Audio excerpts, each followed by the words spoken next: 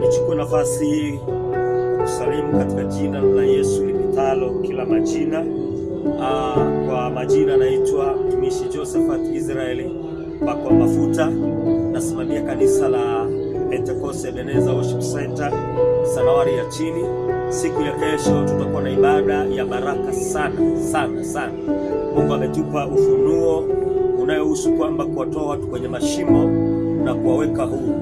Yamkini kuna kazi yako imewekwa shimoni, Mungu ataitoa. Yamkini familia imewekwa shimoni, Mungu ataitoa. Imeandikwa kwenye kitabu cha Isaya sura ile 42 mstari wa 22, watu ambao waliofungwa watafunguliwa, walioko mashimoni watatolewa mashimoni.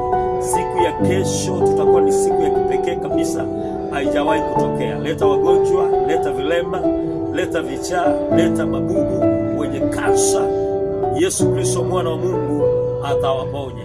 Ni katika kanisa la Pentecost Ebenezer Worship Center Sanawari ya chini Arusha.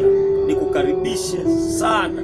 Njoo na watu wawili, njoo na watu watatu, utauona mkono wa Mungu. Ni ibada zimekuwa za baraka ambazo hazijawahi kuonekana kabisa.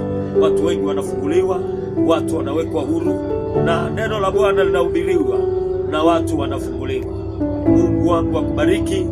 Tunakukaribisha kabisa. Ibada ya kwanza inaanza saa 1 mpaka saa 4. Ya pili inaanza saa 4 mpaka ile saa 7:30, na tunafanya maombezi ya ukombozi, maombezi kwa mtu mmoja mmoja, na utafunguliwa. Na kukaribisha kabisa katika ibada zetu. Pokea neema ya Bwana. Acha nikuombee. Bwana Yesu kambariki msikilizaji wangu sahihi katika jina la Yesu lipitalo majina yote.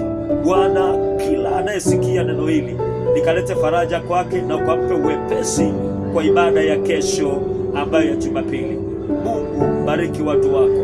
Mungu walinde watu wako. Neema ikawe juu yao kwa jina la Yesu.